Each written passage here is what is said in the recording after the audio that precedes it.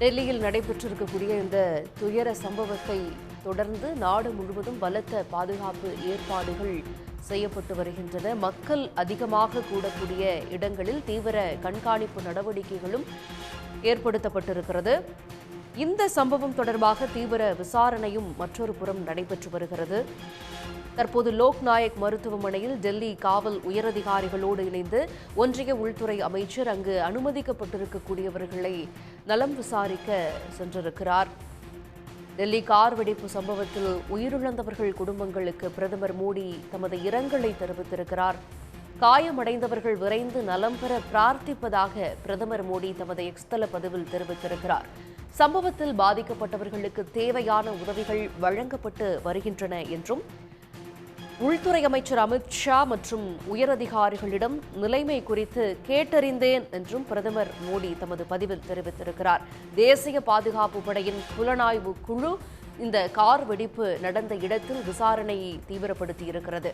Car வெடிப்பு நிகழ்ந்த இடத்தில் தடயங்களை சேகரிக்க என்எஸ்ஜியின் புலனாய்வு குழு விரைந்திருக்கிறது. அங்கு அவர்கள் தடயங்களை சேகரித்து அதன் அடிப்படையில் விசாரணையை மேற்கொள்வார்கள். இதற்கிடையே இந்த சம்பவம் தொடர்பாக தமது இரங்கலை தமிழ்நாடு முதலமைச்சர் மு.க.ஸ்டாலின் தெரிவித்திருக்கிறார். உயிரிழந்தோர் குடும்பங்களுக்கு ஆழ்ந்த இரங்கலையும் காயமடைந்தவர்கள் விரைந்து நலம் பெற விழைகிறேன் என்றும் அவர் தெரிவித்திருக்கிறார். டெல்லியிலிருந்து நேரடி தகவல்களோடு நமது சிறப்பு செய்தியாளர் திரு ராமகிருஷ்ணன் இணைந்திருக்கிறார். ராமகிருஷ்ணன், தற்போது ஒன்றிய உள்துறை அமைச்சர் இந்த காயமடைந்தவர்கள் சிகிச்சை பெற்று வரக்கூடிய மருத்துவமனையில ஆய்வு மேற்கொண்டு வருகிறத நம்ம பார்க்கிறோம். எவ்வளவு பேர் அங்கு சிகிச்சை பெற்று வருகிறார்கள்? அவர்களுடைய நிலை எப்படி இருக்கிறது? அதாவது டெல்லியை பொறுத்தவரையில் இன்று நடைபெற்ற டெல்லி கார் வெடிப்பு சம்பவத்தில் உயிரிழந்தவர்களுடைய எண்ணிக்கை என்பது தற்போது அதிகரித்திருக்கிறது. முதலில் ஒருவர் உயிரிழந்தார் என்று கூறப்பட்டு வந்த நிலையில் பின்னர் அந்த உயிரிழப்பு என்பது ஒன்றொன்றாக அதிகரித்து தற்போது உள்ள தகவல் படி இதுவரை 13 பேர் உயிரிழந்திருக்கிறார்கள் என்று தெரிய வந்திருக்கிறது. 22க்கும் மேற்பட்டவர்கள் காயமடைந்து டெல்லியில் இருக்கின்ற எல்என்ஜேபி மருத்துவமனையில் சிகிச்சை பெற்று வருகிறார்கள். இந்த மாலையில 6:52 மணிக்கு தான் இந்த சம்பவம் என்பது நடைபெற்றது. அதைத் தொடர்ந்து டெல்லி போலீஸ் கமிஷனர் அந்த சம்பவ இடத்திற்கு வந்து பார்வையிட்டு என்ன நடைபெற்றது என்பதை செய்தியாளர்களிடம் விளக்கினார். அவர் பேசும்போது சம்பவம் என்பது 6:52 மணிக்கு நடைபெற்றது. ரெட் ஃபோர்ட் பகுதியில் இருக்கின்ற அந்த ரெட் சிக்னல் பக்கத்துல ஒரு கார் வந்து கொண்டிருந்ததாகவும் அந்த கார் திடீரென்று வெடித்ததாகவும் அவர் கூறினார். அந்த சம்பவத்தில் ஏராளமானவர்கள் உயிரிழந்திருக்கிறார்கள். அதே போன்று ஏராளமானவர்கள் காயமடைந்து தற்போது சிகிச்சை பெற்று வருவதாகவும் இந்த சம்பவம் குறித்து இதுவரை இது வெடிகுண்டு சம்பவமா அல்லது தீவிரவாத தாக்குதலா என்பது பற்றி அவர் தெளிவாக எதுவும் கூறாத நிலையில் விசாரணை என்பது தொடர்ந்து நடைபெற்றுக் கொண்டிருக்கிறது. விசாரணையின் முடிவில் தான் இந்த சம்பவம் எவ்வாறு நடத்தப்பட்டது, வெடிகுண்டு சம்பவமா அல்லது கார் வெடித்ததா என்பது பற்றி எல்லாம் தகவல் தெரியும் என்று அவர் தெரிவித்திருக்கிறார். விசாரணை என்பது என்எஸ்ஜி, என்ஐஏ, டெல்லி போலீசார் உள்ளிட்ட 3 பேருடைய இந்த விசாரணை என்பது தொடர்ந்து நடைபெற்றுக் கொண்டிருக்கிறது. இந்த சம்பவம் தொடர்பாக உள்துறை அமைச்சர் அமித்ஷா உடனடியாக டெல்லி போலீஸ் கமிஷனரை தொடர்பு கொண்டு பேசியிருக்கிறார். அதைத் தொடர்ந்து அவர் டெல்லி போலீஸ் கமிஷனர் மற்றும் உயர் போலீஸ் அதிகாரிகளுடன் ஆலோசனையில் ஈடுபட்டார். அதைத் தொடர்ந்து அந்த கார் வெடிப்பு சம்பவத்தில் காயமடைந்த ஏராளமானவர்கள் தற்போது எல்என்ஜேபி மருத்துவமனையில் சிகிச்சை பெற்றுக் கொண்டிருக்கிறார்கள். அவர்களை நேரடியாகவே உள்துறை அமைச்சர் அமித்ஷா அந்த எல்என்ஜேபி மருத்துவமனைக்கு நேரடியாக சென்று பார்த்து ஆறுதல் கூறினார். அங்கு இருக்கின்ற மருத்துவர்களிடம் தேவையான அனைத்து மருத்துவ உதவிகளையும் கொடுக்க வேண்டும் என்று அவர் கேட்டுக்கொண்டிருக்கிறார். இது ஒரு புறம் இருக்க, டெல்லியை பொறுத்தவரையில் பாதுகாப்பு என்பது உச்சகட்டமாக அதிகரிக்கப்பட்டிருக்கிறது. குறிப்பாக பிரதமரனுடைய இல்லம், அவருடைய அலுவலகம், குடியரசுத் தலைவர் மாளிகை, நாடாளுமன்ற வளாகம், இந்தியா கேட், அதே போன்று விமான நிலையங்கள், ரயில் நிலையங்கள், மக்கள் அதிகமாக கூடும் இடங்கள் எல்லாம் பாதுகாப்பு என்பது அதிகரிக்கப்பட்டிருக்கிறது. விசாரணை என்பது ஒரு புறம் நடைபெற்றுக் கொண்டிருந்தாலும் குறிப்பாக இது தீவிரவாத தாக்குதலா அல்லது அந்த கார் வெடித்ததா என்பது பற்றியெல்லாம் விசாரணைகள் என்பது தொடர்ந்து நடைபெற்றுக் கொண்டிருக்கின்ற ஒரு சூழ்நிலையில் பாதுகாப்பு என்பது அதிகரிக்கப்பட்டிருக்கிறது. டெல்லி மட்டுமல்லாமல் நாடு முழுவதும் இந்த பாதுகாப்பு என்பது அதிகரிக்கப்பட்டிருக்கிறது. குறிப்பாக டெல்லியில் உள்ள மிக முக்கிய பாதுகாப்பு நிறைந்த அந்த ரெட் ஃபோர்ட் பகுதியில் இந்த சம்பவம் என்பது நடைபெற்றிருக்கிறது. ஒருவேளை வெடிகுண்டு சம்பவம் நடத்தப்பட்டு தீவிரவாதிகள் மூலம் நடத்தப்பட்டிருக்கிறதா என்பது பற்றி விவரங்கள் இதுவரை இல்லை. ஆனால் அவ்வாறு நடந்திருந்தது என்றால் இது ஒரு பெரிய அதிர்ச்சி அளிக்கக்கூடிய ஒரு சம்பவமாகவே பார்க்கப்படுகிறது. 10-13 ஆண்டுகளுக்கு பிறகு இது போன்ற ஒரு சம்பவம் டெல்லியில் நடந்திருக்கிறது. ஏற்கனவே கடைசியாக நாம் பார்க்க போனால் டெல்லி உயர்நீதிமன்ற வளாகத்தில் ஒரு தீவிரவாத தாக்குதல் நடத்தப்பட்டது. அதில் ஏராளமானவர்கள் உயிரிழந்தார்கள்.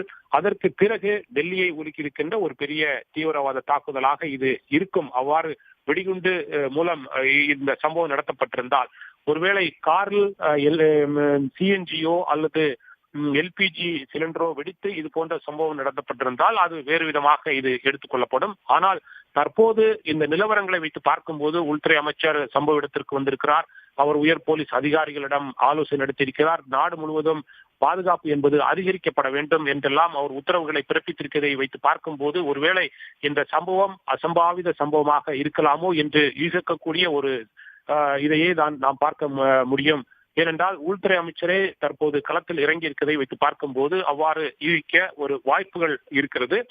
ஆனால் போக போகத்தான் தெரியும். நாம் உயர் டெல்லி போலீஸ் அதிகாரிகளிடம் தொலைபேசியில் தொடர்பு கொண்டு பேசிய போது அவர்களை பொறுத்தவரையில் இதுவரை எந்த ஒரு முடிவும் எட்டப்படவில்லை. இது ஒரு தீவிரவாத தாக்குதலா அல்லது வேறு விதமான சம்பவமா என்பது பற்றி இதுவரை எந்த ஒரு முடிவும் எட்டப்படவில்லை. ஏனென்றால் என்எஸ்சி மட்டுமல்லாமல் என்ஐஏ அதிகாரிகள் இந்த விசாரணை என்பது தொடர்ந்து நடைபெற்றுக் கொண்டிருக்கிறது. தடயவியல் நிபுணர்கள் வரவழைக்கப்பட்டிருக்கிறார்கள். அவர்கள் அங்கு அந்த வெடித்த காரினுடைய பாகங்கள் மட்டுமல்லாமல் உயிரிழந்தவர்களுடைய அந்த பாகங்கள் ஆங்காங்கே சிதறி கிடக்கின்றன.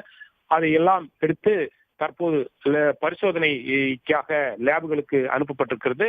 குறிப்பாக ஒரு 5 அல்லது 6 மணி நேரம் ஆகும். இது எந்த மாதிரியான தாக்குதல், உயர் வெடிகுண்டுகள் மூலமாக இது தாக்குதல் நடத்தப்பட்டிருக்கிறதா அல்லது கார் தானாகவே வெடித்ததா என்பது பற்றி எல்லாம் தெரிய வருவதற்கு அதற்கு பிறகுதான் அடுத்த கட்டமாக இந்த விசாரணை எவ்வாறாக எடுத்துச் செல்ல வேண்டும் என்பது பற்றிய முடிவுகளை என்ஐஏ மட்டுமல்லாமல் என்எஸ்ஜியும் எடுப்பார்கள். தற்போது வரை இந்த சம்பவம் என்பது கார் வெடித்தது என்பதுதான் டெல்லி போலீசாருடைய ஒரு தகவலாக இருக்கிறது. கார் வெடிகுண்டு வைத்து தகர்க்கப்பட்டதா அல்லது தீவிரவாதிகள் தாக்குதல் நடத்தினார்களா என்பது பற்றி எல்லாம் இதுவரை டெல்லி போலீசார் தெரிவிக்கப்படவில்லை.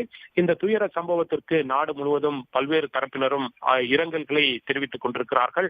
பிரதமர் நரேந்திர மோடி, அதே போன்று உள்துறை அமைச்சர் அமித்ஷா, தமிழ்நாடு முதலமைச்சர், காங்கிரஸ் கட்சியினுடைய முன்னாள் தலைவரும் மக்களவை எதிர்க்கட்சி தலைவருமாக இருக்கின்ற ராகுல் காந்தி உள்ளிட்ட பல்வேறு அரசியல் கட்சி தலைவர்களும் இந்த துயர சம்பவத்திற்கு தங்களது இரங்கலையும் ஆறுதல்களையும் தெரிவித்துக் கொண்டிருக்கிறார்கள். உயிரிழந்தவர்களுடைய குடும்பங்களுக்கு இரங்கலையும் தற்போது மருத்துவமனையில் சிகிச்சை பெற்றுக் கொண்டிருப்பவர்களுக்கு ஆறுதல்களையும் தெரிவித்து அறிக்கைகளை வெளியிட்டுக் கொண்டிருக்கிறார்கள் பல்வேறு தரப்பினரும். இந்த சம்பவம் தொடர்பாக நாடு முழுவதும் தற்போது பாதுகாப்பு உஷார்படுத்தப்பட்டிருக்கிறது. தொடர்ந்து விசாரணை என்பது நடைபெற்றுக் கொண்டிருக்கிறது. தலைநகர் டெல்லி முழுவதுமே ஒரு பதட்டமான ஒரு சூழ்நிலையை தான் நீடித்துக் கொண்டிருக்கிறது. ஏனென்றால் எல்லா இடம் பார்த்தாலும் பாதுகாப்பு என்பது அதிகரிக்கப்பட்டிருக்கிறது. தற்போதைய சூழ்நிலையில் டெல்லியில் குளிர் காலம் என்பதால் மக்கள் பெரிய அளவில் அங்கே இரவு நேரங்களில் கூடுவதில்லை. இதன் காரணமாக மக்கள் அதிகமாக பார்க்க முடியவில்லை. நாளை காலை எவ்வாறாக இந்த சம்பவம் பிரதிபலிக்கப் போகிறது என்பதை நாம் பொறுத்திருந்து பார்க்க வேண்டும். மக்கள் நாளை காலையில் அதிகமாக கூட இருக்கின்ற இடங்கள் எல்லாம் அதிகமான போலீஸ் பாதுகாப்பு போடப்பட வேண்டும் என்று உள்துறை அமைச்சர் அமித்ஷா டெல்லி போலீசாருக்கு கட்டளையிட்டிருக்கிறார். அதே போன்று விமான நிலையங்கள், ரயில் நிலையங்கள் உள்ளிட்ட இடங்களிலேயும் பாதுகாப்பு என்பது அதிகரிக்கப்பட்டிருக்கிறது. அதாவது ரயில் நிலையங்களை பொறுத்தவரையில் மக்கள் ரயில் பயணம் செய்ய வருபவர்கள் பலத்த சோதனைக்கு பின்னரே ரயில் நிலையங்களுக்குள் அனுமதிக்கப்படுகிறார்கள். அதே போன்று டெல்லி விமான நிலையம், ஹிண்டன் விமான நிலையம் உள்ளிட்ட விமான நிலையங்களில் வரும்போது மக்கள் அதிகமாகப்படியான அந்த பாதுகாப்பு சோதனைக்கு உட்படுத்தப்பட்டுதான் அவர்கள் விமான நிலையங்கள் மட்டுமல்லாமல் ரயில் நிலையங்களுக்குள் அனுமதிக்கப்படுகிறார்கள். இப்ப விமான நிலையங்கள், ரயில் நிலையங்கள் பாதுகாப்பு பற்றியும் நீங்க சொல்லி இருந்தீங்க. மக்களினுடைய மனநிலை எப்படி இருக்கிறது? இந்த இடங்கள்ல எல்லாம் பொதுவாக இந்த சம்பவத்திற்கு பிறகு மக்கள் கூடுவது எப்படி இருக்கிறது? இது பற்றிய விவரங்களோடு உங்களுடன் மீண்டும் இணைகிறேன். ஒரு சிறிய இடைவேளைக்கு பிறகு மீண்டும் இணைவோம்.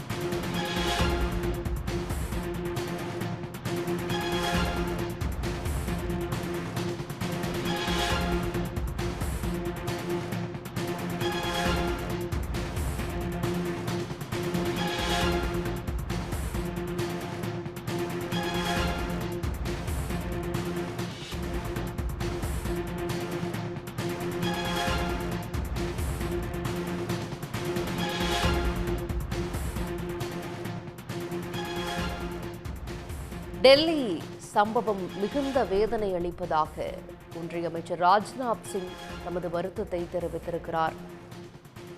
இந்த சம்பவம் மிகுந்த அதிர்ச்சி அளிக்கிறது என்று தமிழ்நாடு முதலமைச்சர் மு.க. ஸ்டாலின் தெரிவித்திருக்கிறார். உயிரிழந்தோர் குடும்பத்திற்கு ஆழ்ந்த இரங்கலையும் காயமடைந்தவர்கள் விரைந்து நலம் பெற விழைகிறேன் என்றும் முதலமைச்சர் தெரிவித்திருக்கிறார். இதற்கிடையே டெல்லியில் விமான நிலையங்கள், டெல்லி மெட்ரோ, புராதன சின்னங்கள், அரசு கட்டடங்களுக்கு தீவிர பாதுகாப்பு பலப்படுத்தப்பட்டிருக்கிறது. டெல்லி கார் வெடிப்பு சம்பவத்தை அடுத்து நாடு முழுவதும் பாதுகாப்பு ஏற்பாடுகள் பலப்படுத்தப்பட்டிருக்கின்றது. டெல்லி செங்கோட்டை மெட்ரோ ரயில் நிலையம் அருகே இந்த சம்பவம் நடந்த நிலையில் அங்கு போலீஸ் பாதுகாப்பு அதிகப்படுத்தப்பட்டிருக்கிறது. வழக்கமான குண்டுவெடிப்புகளில் ஏற்படுவதைப் போல சிறு குண்டுகள், ஆணிகள் போன்றவற்றால் காயம் எதுவும் ஏற்படவில்லை என்றும், டெல்லியில் வெடித்த காரில் 2 முதல் 3 பேர் வரை இருந்ததாகவும் போலீஸ் தரப்பிலிருந்து தகவல்கள் தற்போது வெளியாகி இருக்கின்றன.